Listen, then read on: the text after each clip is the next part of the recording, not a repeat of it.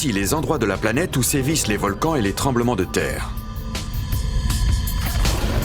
La Terre semble avoir été assemblée par le docteur Frankenstein en personne, mais il ne s'agit pas de suture. Ce sont les blessures d'une planète qui se déchire, qui saigne, ou qui, par endroits, se fracasse et s'auto-dévore.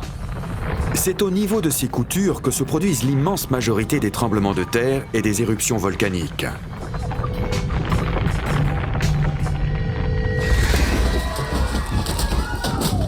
Mais pourquoi la Terre est-elle aussi agitée?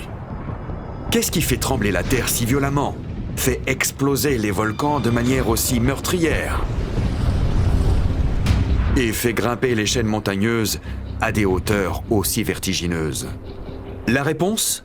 La tectonique des plaques. La lave n'est que la partie visible d'un phénomène caché. Le responsable? Le magma en fusion qui se trouve sous la croûte terrestre. La surface du globe est divisée en une dizaine de plaques de tailles différentes qui glissent et s'entrechoquent, telles des autotamponneuses. Les plaques, malgré leur masse énorme, flottent car elles reposent sur un matériau plus dense encore. Les plaques continentales sont plus légères que les autres. Elles sont composées de granit. Bien qu'elles puissent sembler lourdes de premier abord, elles s'apparentent davantage à un couvercle de polystyrène recouvrant le magma, véritable cocotte minute de roches en fusion.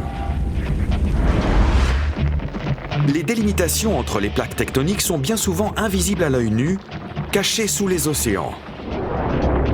Mais grâce aux satellites et au sonar, nous connaissons désormais leur emplacement et leur dimension.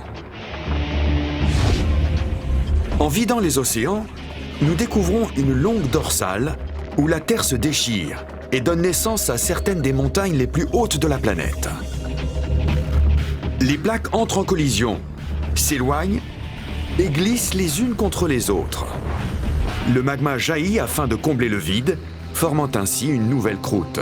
Ce suintement sous-marin est à l'origine de ce que l'on appelle des pilolavas, ou de la lave en coussin. Ce phénomène est observé lorsque la lave brûlante durcit quasi instantanément au contact de l'eau glacée. Le coussin s'allonge au fur et à mesure que la lave jaillit. Certains coussins éclatent lorsque la pression devient trop forte. Les cheminées fumantes qui jalonnent la dorsale sont tout aussi spectaculaires. L'eau qui s'est infiltrée dans les fonds marins est chauffée par le magma en fusion et remonte à la surface sous forme de bulles. Au niveau des cheminées hydrothermales, l'eau peut atteindre une température de plus de 350 degrés. Leur panache projette des particules à des centaines de kilomètres de distance et libère des minéraux capables de sculpter des cheminées pouvant atteindre 55 mètres de haut.